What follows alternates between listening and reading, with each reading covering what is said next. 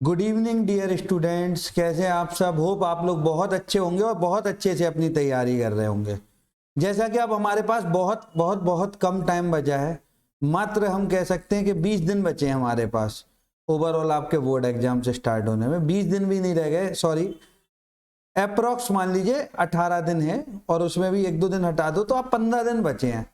अभी इस समय आपको जरूरत है कंटिन्यूअस रिवीजन करने की। जितना ज्यादा आप रिवीजन करोगे उतना ज्यादा आपके लिए बेटर होगा। अगर आप रिवीजन नहीं करोगे तो सर आपको होने वाली है प्रॉब्लम। फिर उसके लिए कोई आपको एंड टाइम पे कुछ नहीं कर पाएगा। आपको लगेगा अरे नहीं भैया मैं तो बहुत ज्यादा पढ़ रहा हूं और रिजल्ट नहीं आया। तो ऐसे नहीं होता। देखो एक बात समझ लो आप लोग, मेरा कहने का मतलब क्या है, अगर आप पढ़ोगे, अभी से पढ़ोगे, पहले पढ़ रखा होगा तभी होगा। आपने बोला कि आज हम पढ़ने, आपने सोचा अरे आज हम सोचेंगे 15 दिन में पढ़ेंगे और हमारे 100 में से 100 और 90 85 नंबर आ जाएंगे, नहीं आएंगे। समझ लो एक बात। तो अब यह है रिवीजन टाइम। लेकिन जिन लोगों ने अभी तैयारी नहीं करी है, आप लोग अब अगर सिस्टमेटिक ढंग से भी पढ़ेंगे तो भी हो जाएगा, ऐसा मुझे लगता है। तो इसी क्रम में कुछ important chapter Indian economic development के जिसमें बच्चों को खासी प्रॉब्लम आती है, अपन वो स्टार्ट करेंगे। और पहला जो है हमारा इस सीक्वेंस में, मतलब ऑलरेडी मैं रूरल डेवलपमेंट और एम्प्लॉयमेंट को अपलोड कर चुका हूं। अब ह्यूमन कैपिटल फॉर्मेशन, ये जो हमारा 20 मार्क्स का सेगमेंट है, इसमें ह्यूमन कैपिटल फॉर्मेशन भी बहुत इंपॉर्टेंट चैप्टर है, ठीक है ना। तो ह्यूमन कैपिटल फॉर्मेशन बेसिकली क्या होता है ये हमें समझने की जरूरत है। तो बेटा हम लोग समझेंगे ह्यूमन कैपिटल फॉर्मेशन। अब ह्यूमन कैपिटल फॉर्मेशन के बारे में हमें पढ़ना क्या है, उसके पहले सर हमें यह समझना पड़ेगा कि कैपिटल होता क्या है। बेटा कैपिटल वो कोई चीज होती है जो हमको बेनिफिट देती है, जिसकी वजह से हमको बेनिफिट होता है। जैसे कि एनीथिंग दैट एक्रूज वैल्यू और benefit to owner such as factory and its machinery, ये क्या है capital. Intellectual property like patent, patent किसी भी इनोवेटर के लिए क्या है, उसके लिए कैपिटल है। फाइनेंशियल एसेट ऑफ बिजनेस और इंडिविजुअल, ये भी क्या है कैपिटल।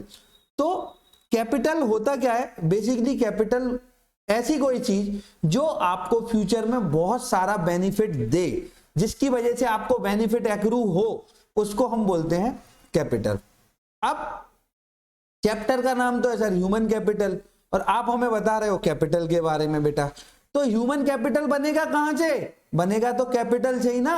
अगर कैपिटल नहीं होगा तो ह्यूमन कैपिटल नहीं होगा, और ह्यूमन कैपिटल नहीं होगा तो फिजिकल कैपिटल नहीं होगा, और फिजिकल कैपिटल नहीं होगा तो ह्यूमन कैपिटल नहीं होगा। मतलब ये सारी चीजें इंटरलिंक है। तो बेसिकली कैपिटल क्या है, कैपिटल 2 तरीके का होता है। कितने तरीके का होता है, बेसिकली जो हमें पढ़ना है वो 2 तरीके का होता है, ह्यूमन कैपिटल और फिजिकल कैपिटल। फिजिकल कैपिटल का मतलब क्या होता है, यही आपका मशीनरी, प्लांट्स, इक्विपमेंट। और ह्यूमन कैपिटल का मतलब होता है stock of skill, ability, expertise, education and knowledge involve in the people.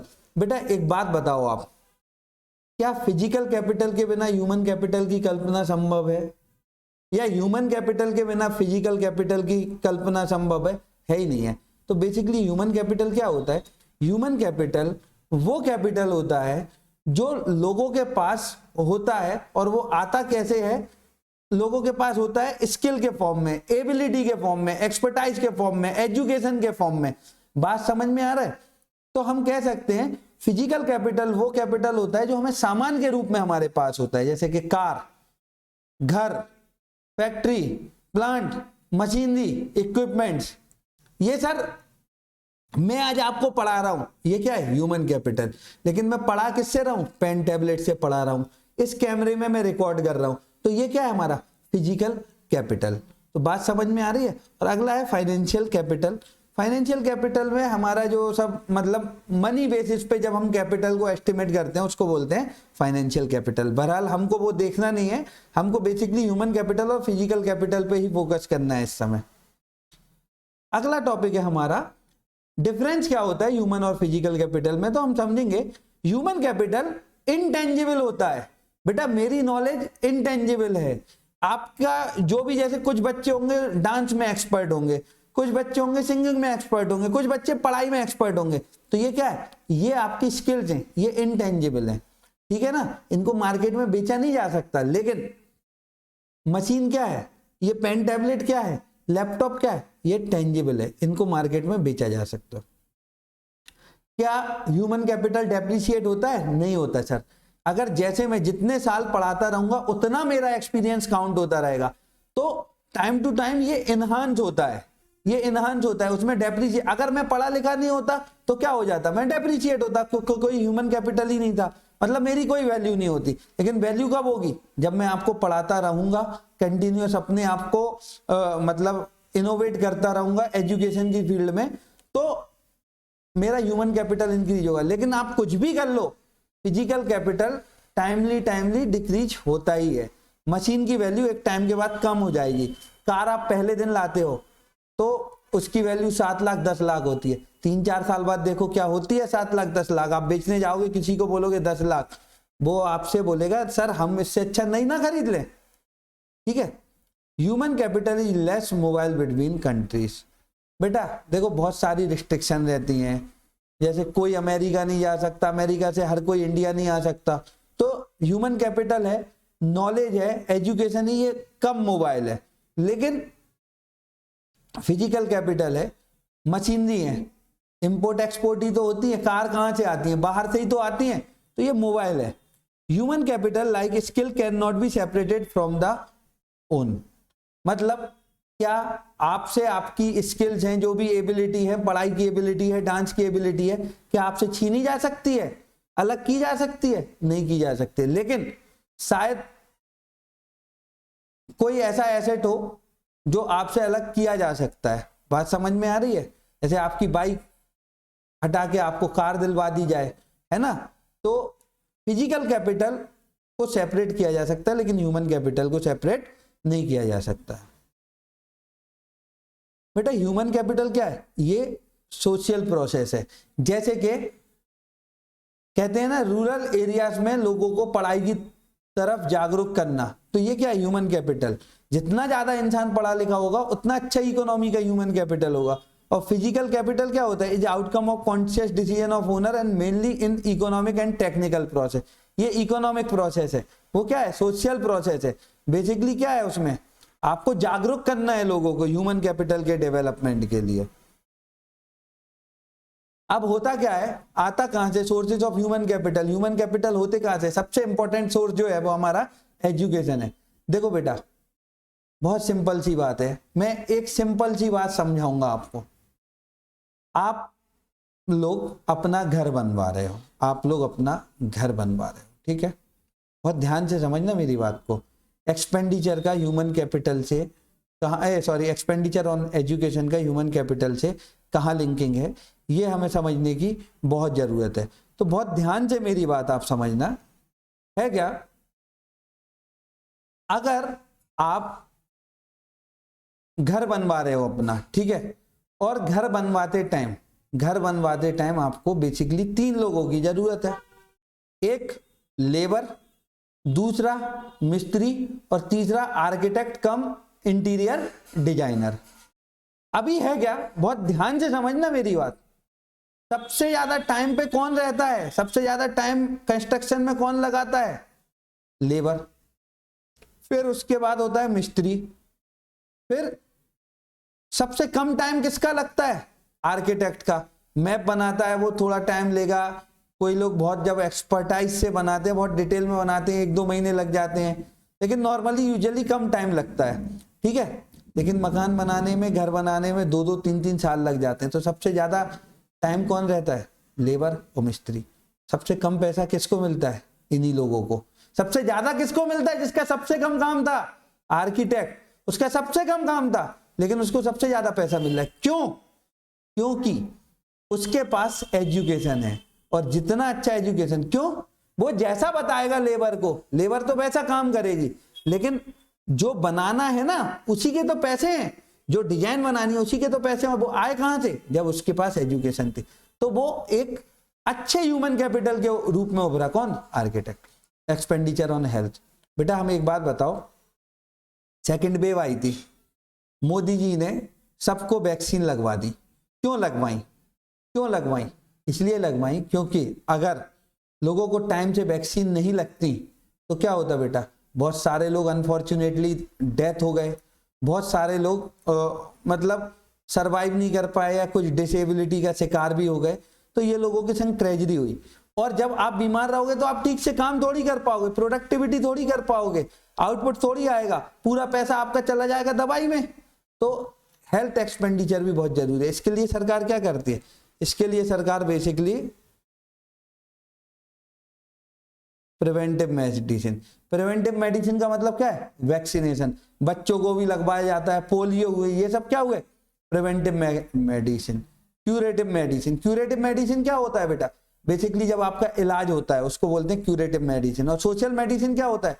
Mask लगाइए कोरोना में, सैनिटाइजर लगाइए, दूरी बनाए रखिए, भीड़ वाली जगह पे जमा मत होइए, on the job training. It enable people to raise level of their efficiency and productivity. बेटा एक बात बताना, एक बच्चा है, नीट का एग्जाम पास किया, 5 साल एमबीबीएस किया उसने, क्या वो अच्छा डॉक्टर बन पाएगा? नहीं बन पाएगा। लेकिन बेटा डॉक्टर क्या होते हैं? एक्सपर्ट होते हैं। वो एक्सपर्टाइज कब आती है? जब उनको ऑन द जॉब ट्रेनिंग दी जाती है। वो अपने सीनियर को ऑपरेशन करते हुए देखते हैं, स्टिचेस लगाते हुए देखते हैं, सर्जरी करते हुए देखते हैं, तब जाके उनको एक्सपीरियंस आता है।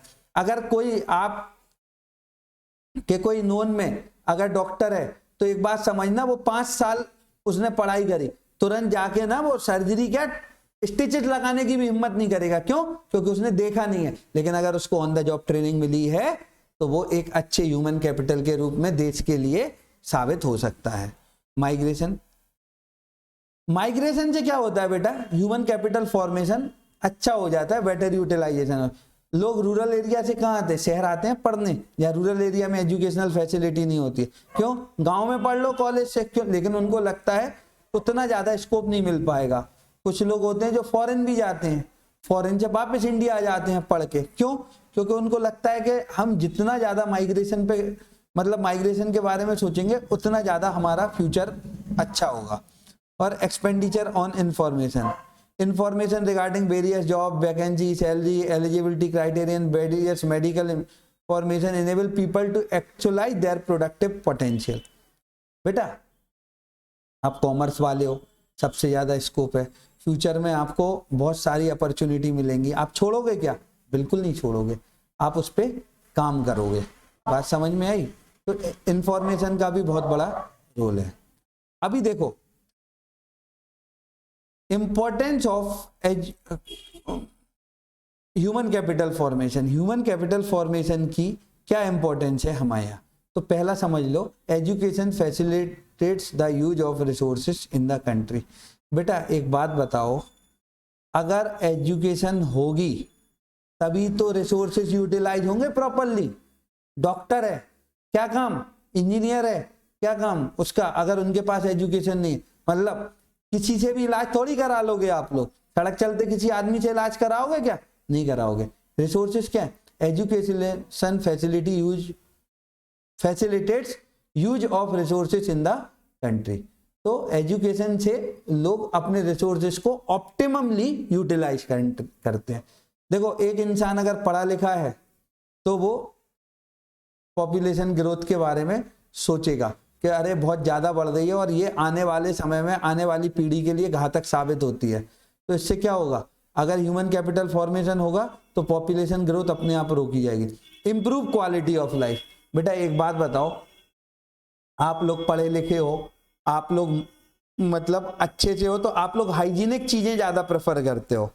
आप क्वालिटी ऑफ लाइफ से सिर्फ हाइजीनिक नहीं, बहुत सारी चीजें हैं। आपके सोचने का नजरिया, सोचने का तरीका, सब कुछ बदल जाता है। आप अच्छी चीजों को ही प्रेफर करते हो, गलत चीजों की तरफ नहीं जाते हो। Increase life expectancy. जब आप हेल्थ की तरफ ध्यान दोगे तो आपकी उम्र तो अपने आप ही बढ़ जाएगी। Effective use of physical capital. अच्छा मुझे एक बात बताना, एक डॉक्टर अच्छे से फिजिकल कैपिटल को यूटिलाइज कर सकता है?